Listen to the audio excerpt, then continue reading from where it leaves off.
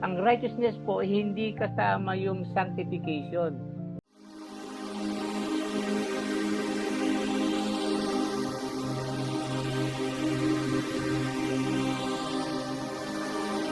Ang righteousness po hindi kasama yung sanctification.